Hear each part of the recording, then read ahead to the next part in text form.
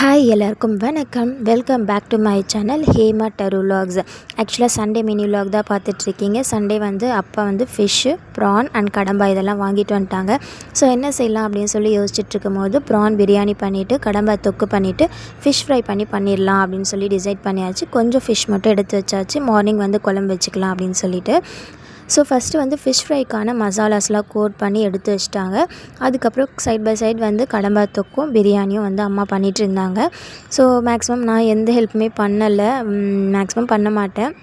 But இப்போ வந்து சுத்தமாக முடியல. பாப்பா பிறந்ததுக்கப்புறம் வந்து பயங்கரமான பாடி பெயின் இருக்குது. லெக் பெயினும் அண்ட் வந்து பேக் பெயினும் பயங்கரமாக இருக்குது.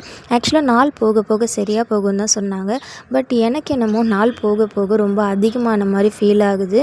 அது ஏன்னே தெரியல. பயங்கரமாக வலிக்குது. அந்த போன்ஸ்லாம் பயங்கரமாக வலிக்குது. ஏந்திச்சா உட்காரவே முடியல, சுத்தமாக உட்காந்தா ஏந்துக்கவே முடியல சுத்தமாக. அந்த மாதிரி இருக்குது. நான் ரேண்டமாக இதெல்லாம் செக் பண்ணிகிட்ருக்கும் போது அந்த போன்ஸ் வந்து பழைய மாதிரி ஆகும். ஸோ வந்து அந்த பெயின்லாம் இருக்கும் அப்படிங்கிற மாதிரி பார்த்தேன். ஸோ இது எப்படி க்யூர் ஆகும்னு தெரில. ஹோப் சீக்கிரம் எல்லாமே சரியாக போயிடும்ன்ற ஹோப்பில் இருக்கேன்.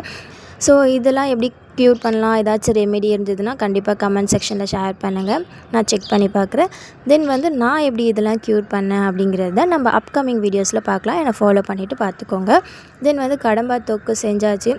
ஃபஸ்ட்டு வந்து பிரியாணி மசாலாலாம் தான் ஆட் பண்ணிவிட்டு அதுக்கப்புறம் வந்து வெங்காயம் போட்டு வதக்கிட்டு அதுக்கப்புறம் இஞ்சி பூண்டு பேஸ்ட் போட்டு நல்லா வதக்கிட்டு தக்காளி, பச்சை மிளகாய், கருவேப்பிலை இது எல்லாத்தையும் போட்டு நல்லா வதக்கிடணும். அதுக்கப்புறம் கடம்பாவையும் ஆட் பண்ணி அதையும் வதங்கினதுக்கப்புறம் நம்ம மசாலாஸ் ஆட் பண்ணிக்கலாம். மிளகாத்தூள், கார மிளகாத்தூள் அண்ட் வந்து மஞ்சத்தூள், கரம் மசாலா இது எல்லாத்தையும் ஆட் பண்ணி நல்லா பெரட்டி விட்டுடணும். நல்லா பெரட்டி விட்டுட்டு கொஞ்சம் க்ளோஸ் பண்ணி வச்சுருந்தோன்னா சூப்பராக கடம்பா தொக்கு வந்து ரெடி ஆகிடும். ஸோ எங்கள் வீட்டில் சண்டே இப்படி தான் சூப்பராக போச்சு. உங்கள் வீட்டில் சண்டேஸ் எப்படி போச்சுன்னு மறக்காமல் கமெண்ட் செக்ஷனில் ஷேர் பண்ணிக்கோங்க. ஸோ உங்களை நெக்ஸ்ட் வீடியோவில் பார்க்குறேன். டாட்டா.